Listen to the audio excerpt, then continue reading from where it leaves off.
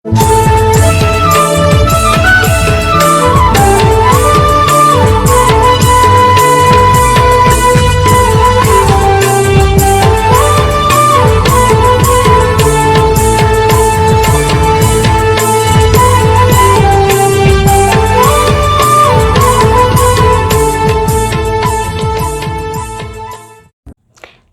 খবর চালাবেন ইংরেজি 15/11/2022 মাহিত মঙ্গলবার হল ভারত জাকাত মাঝি পারগানা মহল হুগলি জেলা পান্ডুয়া মুলুক খনন চৌমাথা বাস স্ট্যান্ডে যাহা দামান প্রতিভা সাবাক হহলা আর অন্য প্রতিভা সবারে ভারত জাকাত মাঝি পারগানা মহল পরত পারানিক বাবা ডাক্তার এম সরেজ চেতে লইকে দেয় ওনা কথা বন আজম গলে তাইগে আজকে ভারত জাকাত মাঝি পারগানা মহল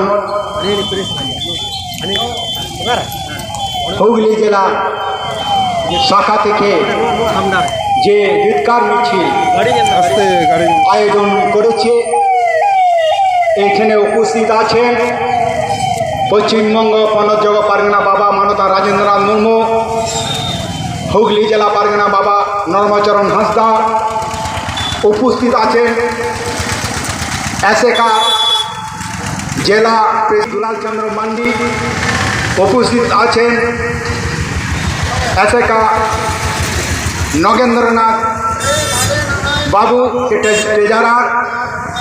আজকে আরও উপস্থিত আছেন আমাদের বলাগড় মুলুক পারগানা, পান্ডুয়া মুলুক পারগানা, প্রতিটি মুলুকের পারগানা বাবারা উপস্থিত আছেন। প্রত্যেকেই আজকে এই ধিক্কার মিছিলে উপস্থিত হয়েছে। আপনারা জানেন এই ধিক্কার মিছিল কেন?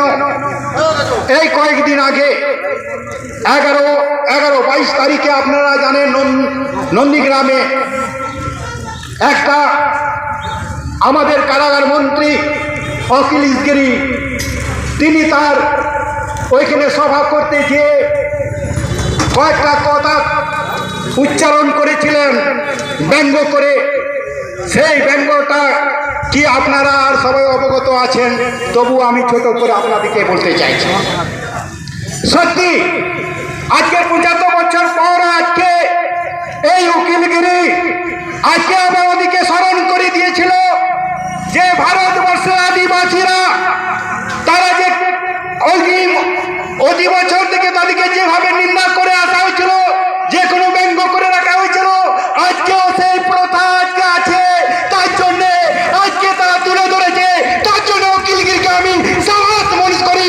আপনি স্মরণ করে দিয়েছেন আদিবাসীদের, আপনারা এখনো নির্জুদা পাচ্ছেন, আপনাদেরকে এখনো আমরা ব্যঙ্গ করতে পারি। তো সবাই বলছি উকিলগিরি বাবু আমাদের সম্মানীয়, আমাদের একজন মন্ত্রী, আমি আপনাকে শ্রদ্ধা করি, সম্মান করি, কিন্তু আপনার এই কথা আমি সম্মান করতে পারলাম না। কেন? আপনি এক্সাম্পল দেওয়ার আর কোনো মানুষ পেলেন না। সব আদিবাসীরা কালো নাকি? সব আদিবাসী মেয়েরা কালো? আমাদের ফর্চা মেয়ে নেই, আর আপনাদের সব মেয়েরাই সব মেয়েরাই ফর্চা। কিন্তু ফর্চা দিক থেকে আপনি তুলনা আর করবেন না। এই ভারতের সংবিধানে কে ফর্চা কে কালো এই প্রতিযোগিতায় করবেন না, এই প্রতিযোগিতায় করবেন না। উকিলগিরি বাবু আপনি এক্সাম্পল দিতে পারতেন, আরো তো অনেক মহিলা ছিল। আপনি যে এক্সাম্পল দিতে আরো তো অনেক মন্ত্রী ছিল। আপনি এমন একজন মানুষের কাছে আপনি এক্সাম্পল দিচ্ছেন, সেটা আজকে আমাদের আদিবাসীদের আত্মা আঘাত লেগেছে। কেন? কেন তুমি উনি ছিলেন আমাদের দ্রৌপদী মুর্মু ছাড়া এই ভারতবর্ষে কেউ আমাদের মন্ত্রী কালো ছিল না? কেন অনেক মন্ত্রী আমাদের কালো ছিল, তাদের নাম করতে পারতেন তো, কেন অন্য মন্ত্রীর নাম করলেন? কেন রাষ্ট্রপতি যিনি ভারতের সর্বোচ্চ সংবিধানের আধিকারিক তার নাম করলেন কেন? এর জবাব আপনাকে দিতে হবে। তাই আমি আপনাদের বলতে চাই, উকিলগিরি আজকে আপনি স্মরণ করিয়ে দিয়েছেন, আদিবাসীরা জাগো, আদিবাসীরা অনেক দিক থেকে বঞ্চিত হচ্ছে, আদিবাসীরা জাগো জাগো। আজকের মা বোনেদের এখনো ওদের মান নেই, সম্মান নেই।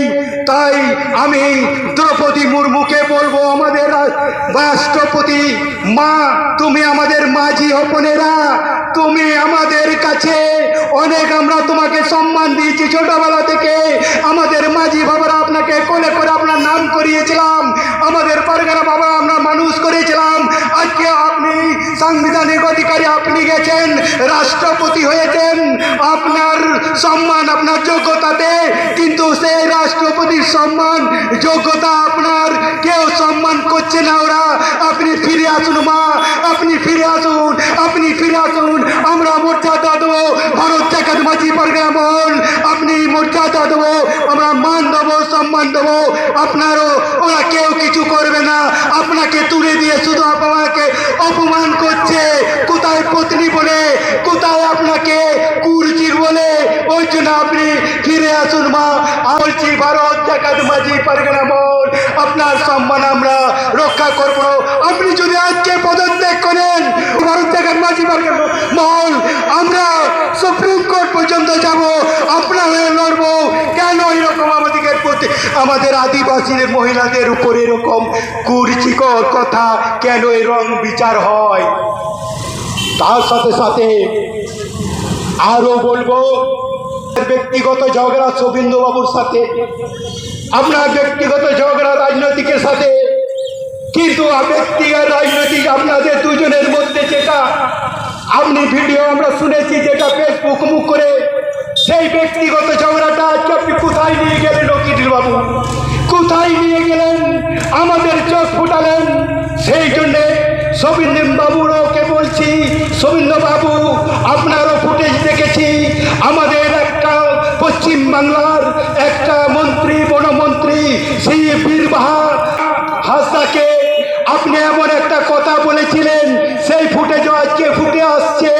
আপনি বলেছিলেন বীরবাহার নাকি আপনার থেকে অনেক শিশু, অনেক ছোট। এই কথাটা তো সঠিক, এই পর্যন্ত ঠিক, কিন্তু আপনি তার সঙ্গে একটা যোগ করেছিলেন, সেই বীরবাহার আমার জুতোর তলায়। এই জুতোটা আপনি কেন বললেন? তাই শুভেন্দু অধিকারী আপনি হুঁশিয়ার থাকুন। আমরাও আমাদের মহিলাকে আপনাদের এভাবে আর অপমান করতে দেবো না। আপনি চোখ ফুটিয়ে দিয়েছেন, আদিবাসী মহিলা এরকম নির্যাতিত হয়, এরকম অপমানিত হয়। তাই আপনাকেও এবার এই কাঠ গড়াই যেতে হবে। তাই আমি আপনাদের কাছে অনুরোধ করি, রাজনীতি দাদাদের কাছে, নেতা নেত্রীর কাছে, আপনাদের কথা সংযুক্তভাবে কথা বলবেন, রাজনীতি করুন, আমাদের কোনো আপত্তি নেই।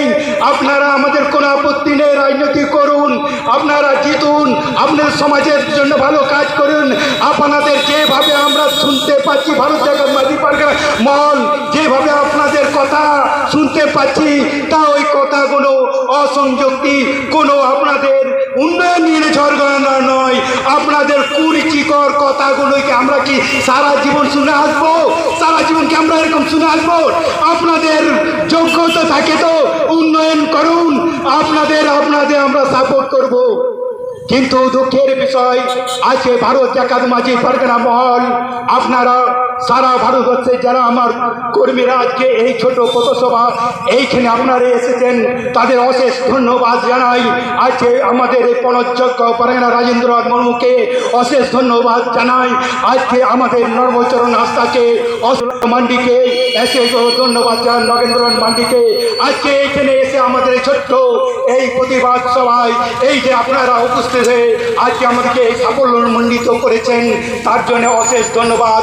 অশেষ ধন্যবাদ জানাই এইখানে বাজার কমিটি, যে বাজার কমিটিকে আমাদেরকে আজকে এই পথসভায় সুযোগ দিয়েছেন এবং আপনাদের সুষ্ঠুভাবে করার জন্য সেই সুযোগ দিয়েছেন এবং করে চলেছি। আরও সবাইকে আন্তরিক অভিনন্দন জানিয়ে আজকে আমার এই বক্তব্য এখানে শেষ করছি। নমস্কার, Johar. Amarang ini arang pargana ko arangge pargana arang chira norege muchut kida. Sanam koge juhar.